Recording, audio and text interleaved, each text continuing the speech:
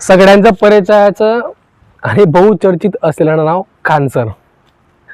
2 जूनला बिहारच्या पटनामध्ये त्यांच्या कोचिंग सेंटर बाहेर तोडफोड आणि गोळीबार झाला. अद्याप गोळीबार कोणी केला आणि का केला हे पोलीस प्रशासनाच्या आणि न्यायालयाच्या तपासणीच्या अधीन आहे.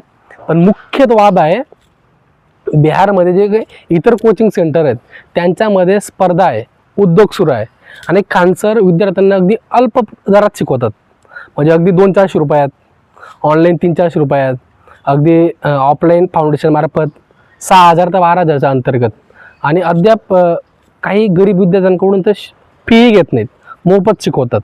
आणि हेच इतर कोचिंग सेंटरांना खटकतं की त्यांचा उद्योग होत नाही, त्यांचा व्यापार होत नाही, म्हणून हा वाद सुरू आहे. आणि खान सरांचे हेच नाही, इतरही काही कार्य आहेत. त्यांच्या बिहारच्या पटनाच्या हॉस्पिटलमध्ये 7 रुपयात ब्लड टेस्ट, 25 रुपयात ECG आणि 30 ते 35 रुपयात एक्सरे आणि 35 ते 50 रुपयात संपूर्ण डायलिसिस. खरं तर हे काम सरकारचं आहे, पण ते काम खान सर करत आहेत. मला सांगा, असा एखादा नेता आहे का त्याचं असं काही कार्य आहे?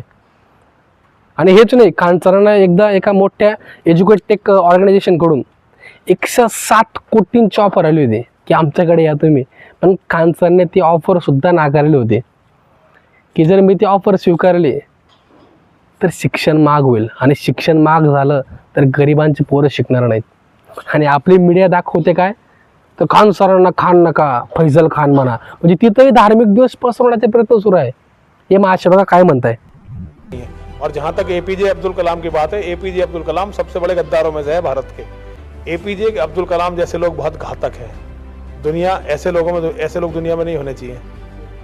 और APJ अब्दुल कलाम की कोई बहुत बड़ी वो नहीं थी खासियत. और काय मानसिकता आहे या लोकांची, IQ लेवल फार कमी आहे. जर तुमची चांगलं करण्याची काही कुवत नसेल, जे चांगलं करत आहे निदान त्यांना तरी बदनाम करू नका. फार अवघड आहे.